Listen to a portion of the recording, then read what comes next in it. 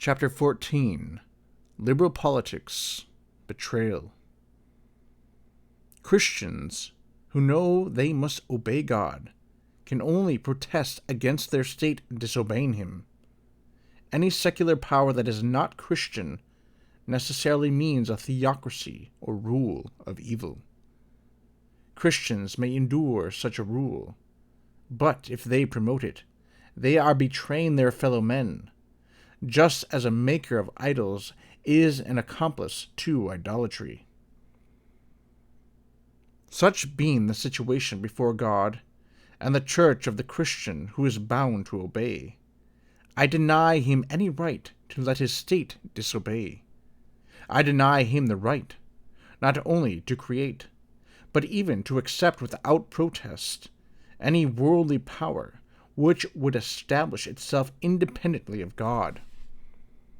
Liberal Catholicism denies that the secular power can be Christian. I deny that it can with impunity be anything else, or that Christians can with impunity forego doing anything commanded or allowed by their religion to keep their state Christian, or to oblige it to become so. The non-Christian secular power, even if it have no religion at all, is an evil. It is of the devil, and it is the theocracy of evil.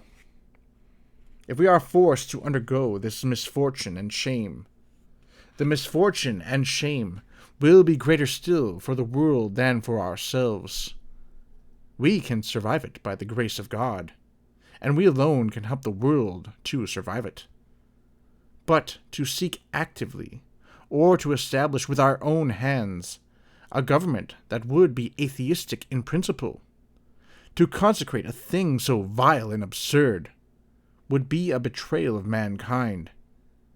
Mankind would make us render an account before God.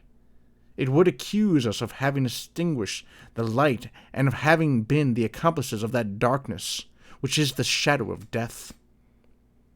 I seem to hear Tertullian speaking to the Christian who manufactured idols. Can you preach one God, you who make so many others? Or preach the true God, who makes so many liars?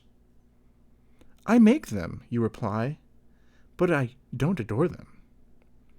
The same reason that forbids you to adore them forbids you to make them. Both are an offense unto God. But you do adore them, since it is by you that others are able to adore them. You adore them, and you sacrifice your life and your soul to them. You immolate your talent upon their altar, and you offer them your sweat in libation. It is for them that you light the lamp of your thinking. You are more than their priest, for it is through you that they have priests, and it is your labor which makes their divinity.